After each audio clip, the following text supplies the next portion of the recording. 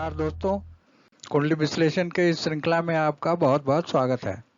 पिछली कुंडली में विवाह में विलंब का विश्लेषण वैदिक पद्धति से किया गया था। उसी विषय का विश्लेषण आज केपी पद्धति से करेंगे। केपी पद्धति में विवाह का विचार 2, 7, 11 व कारक शुक्र से करते हैं। जैसा कि आप सबको मालूम है कि दूसरा भाव परिवार से संबंधित है, तो इस भाव का विचार परिवार में सदस्य का शामिल होना या वृद्धि होना शादी के बाद, इसलिए इस भाव का विचार जरूरी है। 7वां भाव तो स्वयं जातक के पति या पत्नी का होता है, तो इस भाव का विचार तो महत्वपूर्ण ही है। अब 11वां भाव इच्छा पूर्ति यानी शादी होने की इच्छा का ही है। अब केपी में इन्हीं भावों के कस्पल सबलॉर्ड, नक्षत्र लॉर्ड, एनएल व उससे संबंधित भाव का विचार करेंगे। तो चार्ट पे चलते हैं। इस वीडियो में आपको 5 चार्ट दिखाई दे रहे होंगे।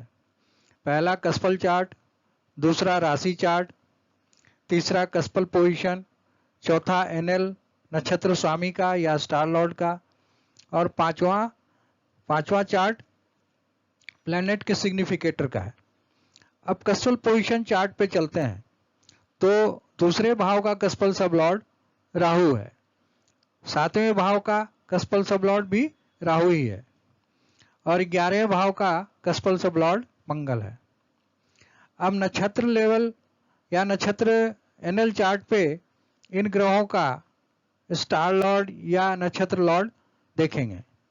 तो राहु का स्टार लॉर्ड केतु है, फिर राहु का स्टार लॉर्ड फिर केतु ही है, मंगल का स्टार लॉर्ड गुरु है। अब हमारे पास राहु, मंगल, केतु, गुरु ये 4 ग्रह आ गए।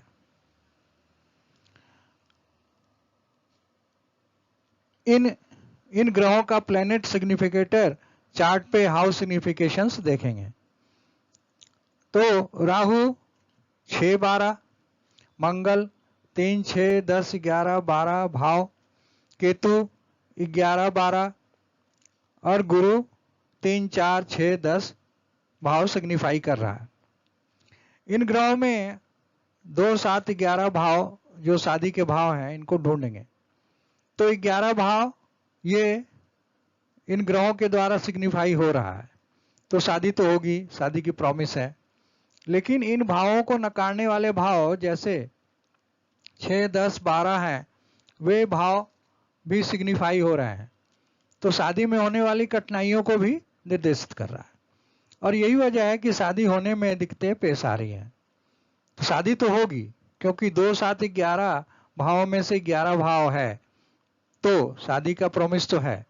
लेकिन शादी में दिक्कत वाले भाव जैसे 6, 10, 12 भी आ रहे हैं, तो शादी होने में प्रॉब्लम पैदा करेंगे।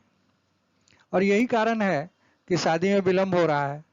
साथ ही कस्पल सबलॉर्ड लेवल पे राहु और नक्षत्र लेवल पे केतु आ रहा है, जो शादी होने में दिक्कत भी देगा। तो कुल मिलाकर यदि कस्पल चार्ट में भी देखें तो शनि 7वें भाव में बैठा है, तो यह शादी में विलंब तो जरूरी कराएगा, क्योंकि शनि किसी काम में डिले कराता है। अतः शादी का प्रॉमिस तो है, लेकिन शादी में कठिनाई विलंब भी है।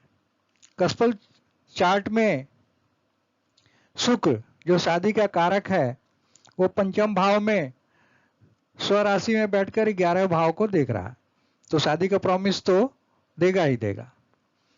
तो इन्हीं कारणों से सब कुछ ठीक रहते हुए भी शादी में विलंब हो रहा है। तो दोस्तों, आपने देखा कि केपी पद्धति से भी यह सत्यापित हो गया कि शादी विलंब से ही होगी। तो ये आप भी कर सकते हैं। बार बार वीडियो देखें तो समझ में जरूर आ जाएगा। आज के लिए बस इतना ही। अगले वीडियो में एक नई कुंडली और एक नए विश्लेषण के साथ प्रस्तुत होऊंगा। मेरे इस कुंडली एस्ट्रोलॉजी टिप्स चैनल को सब्सक्राइब करें और वीडियो को लाइक और शेयर करें। धन्यवाद।